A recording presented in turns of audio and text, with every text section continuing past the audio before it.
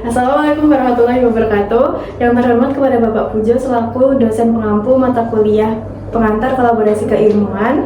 Kami di sini dari kelompok 4 dengan produk Gamines akan mempresentasikan terkait laporan akhir dari usaha kami yang sudah berjalan selama kurang lebih 7 tahap penjualan. Sebelumnya, perkenalkan, saya Adisa Yusnia Prasetyawati dengan NIM 121251032 dari Prodi Kedokteran Gigi. Perkenalkan, nama saya Daya Pratiwi dengan NIM 005251076 dari Prodi D3 Keperawatan. Perkenalkan, nama saya Revelina Amanda Safira dengan NIM 433251124 Prodi Manajemen Perkantoran Digital. Perkenalkan, nama saya Afrita Sarina Salsabila dengan NIM 005251078 Prodi D3 Keperawatan. Perkenalkan, saya Ethan Nyansyanto dengan NIM 164251033 Prodi Teknologi Sains Data. Perkenalkan, nama saya Muhammad Pandega Putra Arasi dengan NIM 124251019 Prodi Ilmu Sejarah. Latar belakang kenapa kita memilih ide usaha ini adalah yang pertama karena tren gaya hidup sehat meningkat, yang kedua ada konsumen ingin minuman enak dan praktis dan juga sehat, yang ketiga ada masalah yang kita temukan itu produk pasar masih tinggi gula dan rendah nutrisi. Yang kedua ada permasalahan yang ingin kami pecahkan. Yang pertama ada kita ingin menciptakan usaha berkelanjutan, yang kedua kita menjawab kebutuhan dan pasar, dan yang terakhir adalah kita ingin produk inovatif bernilai tambah. Baik, berikutnya di sini saya akan menjelaskan terkait bisnis model kanvas atau BMC yang produk kami gunakan, yaitu yang pertama ada key partners. Yang pertama ada pemasok bahan baku, lalu ada supplier kemasan ramah lingkungan, kafe atau warung sehat, dan influencer kampus. Lalu yang kedua ada key activities, di mana key activities dari produk kami adalah produksi peach gum, inovasi rasa baru, pemasaran digital dan offline, serta distribusi dan quality control. Lalu yang selanjutnya ada key resource, di mana key resource ini ada tim produksi dan pemasaran, yaitu tim kami sendiri. Yang kedua ada resep dan inovasi rasa, lalu ada peralatan produksi, bahan baku utama, merek atau branding. Lalu selanjutnya ada value proportions, di mana value proportion dari produk kami yaitu peach gum drink, minuman herbal alami kayak kolagen nabati dan antioksidan, dan produk ini tuh sehat, enak, serta kekinian. Lalu selanjutnya ada customer relationship, yaitu personalized service via chat, community engagement atau edukasi nutrisi, dan membership atau loyalty program.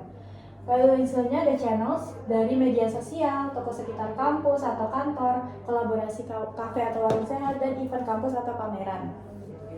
Lalu selanjutnya ada customer segments, yaitu mahasiswa, pelajar, pekerja kantoran, masyarakat sekitar kampus, dan health enthusiasm.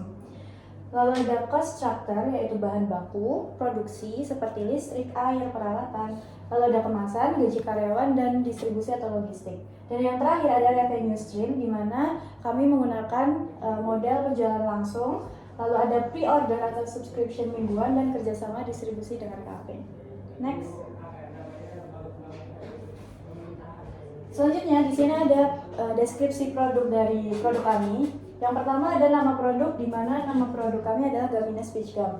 Nama produk ini hasil transformasi dari nama produk sebelumnya, di mana nama produk sebelumnya dari produk kami adalah Sweet Glow Peach Gum. Namun kami setelah memikirkan dengan berbagai pertimbangan supaya lebih mudah untuk diingat dan lebih mudah diterima oleh masyarakat, maka akhirnya kami mengganti namanya dengan Gamines Peach Gum, di mana Gamines ini lebih familiar di telinga masyarakat umum.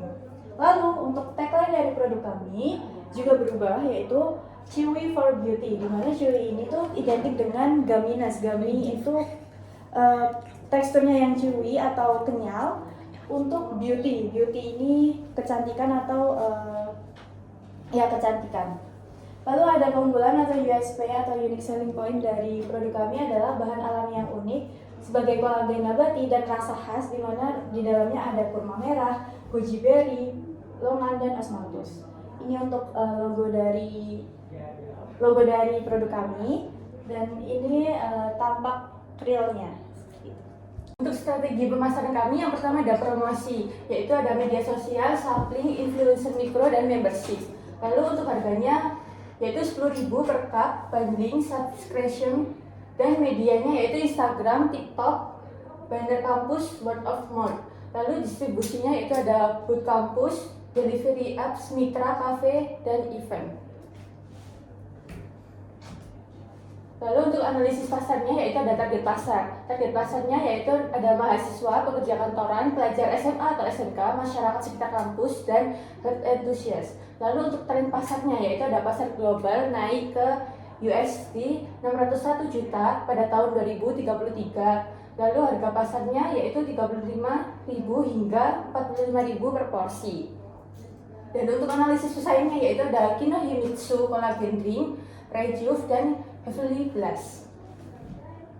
Lalu untuk proyeksi pendapatan dan laba atau rugi, kelompok kami mencapai PPP itu ketika terjual 31 cup dengan keuntungan 7.000.